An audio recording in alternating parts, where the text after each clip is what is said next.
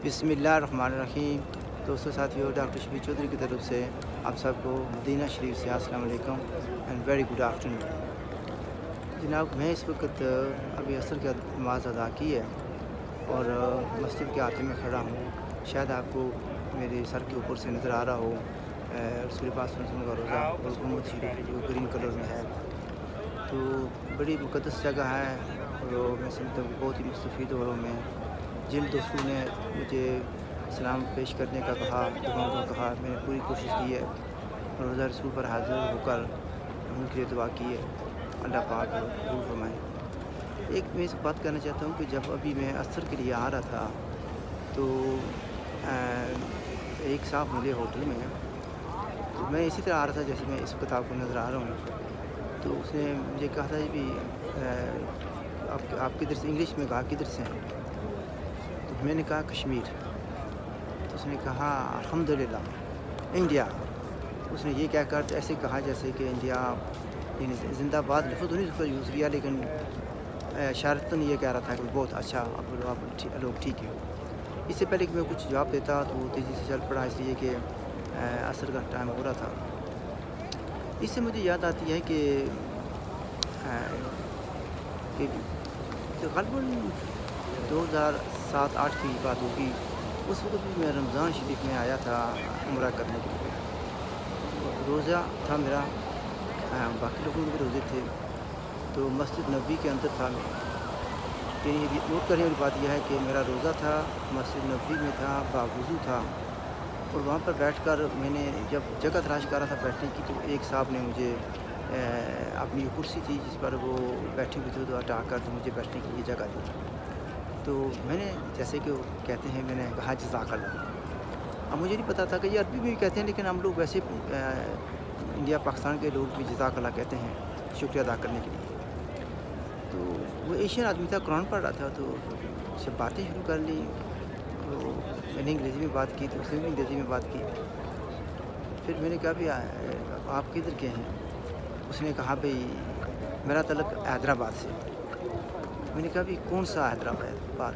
जो एक हैदराबाद पाकिस्तान में भी है। उसने कहा जी हैदराबाद दक्कन। तो मैंने कहा अच्छा माशाल्लाह। तो मैंने कहा भी सुना है कि वहाँ पर तो मुसलमानों पर बहुत जुल्म हो रहा, नाइंसाफ़ी हो रही है।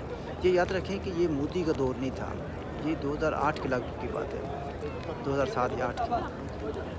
तो उस वक़्त तो उसने मुझे कहा भी आपको ये किसने बता दिया? मैंने कहा जो मीडिया हम देखते हैं, जो ख़बरें हम पढ़ते हैं, उसमें तो यही बताया जाता है कि बहुत जुल्म हो रहा है हिंदुस्तान के मुसलमानों पर। तो उसने कुरान तो बंद कर दिया था। फिर आप ये भी नोट करें कि उस आदमी का भी रोज़ा था, रोज़े से था, बावुज़ू था, कुरान पाक उसके आगे था और मस्जिद नबवी में हम दोनों बैठे हुए थे। तो मुझे उसने ये कहा कि जब थोड़ी सी डिस्कशन की तो उसने कहा भी आपको गलत बताया गया है। अंग्रेज़ी बड़ी फ्लुएंटली बोल रहा था। तो मैंने कहा भी आप क्या करते थे? उसने बताया कि मैं इंडियन एयर फोर्स में था। उसने कहा कि जहाँ पर इतना बड़ा मुल्क हो वहाँ पर थोड़ी बहुत प्रॉब्लम हो जाती है, लेकिन पाकिस्तान की निस्बत हमारे यहाँ प्रॉब्लम कम है, उसने कहा। फिर उसने मुझे गिन कर बताना शुरू कर दिया कि पाकिस्तान में उस वक्त क्या क्या हो रहा था।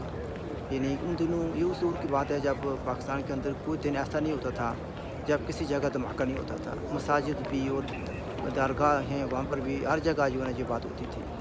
तो मुझे भी कहने लगा कि जब मैं ये देखता हूँ कि वहाँ पर पाकिस्तान के मुसलमानों पर, पाकिस्तान की जो हुकूमत है, मुसलमानों की जो हुकूमत है, वो किस कदर जुल्म और सितम कर रही है, तो उसने कहा कि मुझे बड़ा दुख होता है। फिर एग्जैक्ट उसके वर्ड हैं जो मैं कोट करना चाहता हूँ। उसने कहा कि if anything I feel sorry for the Pakistani Muslims, जो उनके साथ हो रहा है, दे डोंट डिज़र्व दिस। तो मतलब ये कहने का कि और भी बहुत सी वाक़यात हुए थे उस वक्त 2008 के या 7 के वक़्त जब मैं यहाँ पर आया था। और मक्का शरीफ की भी कुछ बातें थी, वो कभी शेयर करूँगा। मैं इस वक्त बावुज़ू खड़ा हूँ, मस्जिद नबवी के अहाते में खड़ा हूँ। रसूल पाक सल्लल्लाहु अलैहि वसल्लम का रोज़ा मुबारक नज़र आ रहा है। मैं एक भी लफ्ज़ मेरी तरफ से ऊपर नीचे नहीं हुआ होगा, मुख़फ़फ़ जो उसका पूरा मैंने आपको बता दिया है। तो मतलब ये कहने का है कि अगर देखा जाए इस वक्त पाकिस्तान के जो हालात हैं, ख़वाह पंजाब की असम्बली हो या पाकिस्तान की कौमी असम्बली हो, जो हालात वहाँ पर हो रहे हैं, इससे आपको नज़र आता है कि पाकिस्तान के मुसलमानों पर क्या हो रहा है। سو کال آزاد کشمیر اور سو کال گلگت پرسان، سو کال نہیں کہہ سکتا، گلگت پرسان تو اس کا نام ہے، گلگت پرسان اور سو کال آزاد کشمیر کے جو مسلمانوں پر ظلم ہو رہا ہے، ناانصافی ہو رہی ہے، اس کا ہم جب اظہار کرتے ہیں یا کچھ کہتے ہیں تو کہتے ہیں کہ یہ لوگ غدار ہوتے ہیں۔ اب تو یہ کہنا چاہیے کہ پاکستان میں لاکھوں نہیں کروڑوں لوگ جو ہے وہ غدار ہیں، کیونکہ عمران خان صاحب کا ارشاد ہے کہ جو لوگ اس کی مخالفت کر رہے ہیں وہ سارے ایجنٹ ہیں اور غدار ہیں۔ تو میں نے جتنی اس کی مخالفت کی ہے شاید کسی نے کم کی ہوگی، خیر میں تو پاکستانی نہیں ہوں، میرا تعلق جموں کشمیر سے ہے، لیکن جتنی یہ جماعتیں تھیں، پولیٹیکل جماعتیں جو عمران خان کے بیانیے کی مخالفت کرتی تھیں، یا وہ جماعتیں جو اس کی الائی تھیں اور آپ اس کی مخالف ہو گئی ہیں، تو عمران خان کے موقف کے مطابق وہ سارے کے سارے غدار ہیں، وہ سارے کے سارے کسی کے ایجنٹ ہیں۔ تو ماشاءاللہ پاکستان میں ایجنٹوں کی تعداد بڑھتی جا رہی ہے، جس طریقے سے لاپتہ افراد کی تعداد بڑھ رہی ہے، اسی طریقے سے غداروں کی تعداد بڑھ رہی ہے۔ لیکن سچ یہ ہے کہ جن لوگوں کو کہا جاتا ہے کہ یہ غدار ہیں وہی اصل میں محب وطن ہیں، ان کا قصور صرف یہ ہے کہ وہ سچ بولتے ہیں، سچ بولنے کی صلاحیت ہوتی ہے۔ میں اسی پر ختم کرتا ہوں، اور میں دوسرا جو ہے نا کوشش کروں گا کسی سے انٹرویو کر کے آپ کی خدمت میں حاضر ہوں گا۔ میری طرف سے آپ سب کو خدا حافظ and look after your self.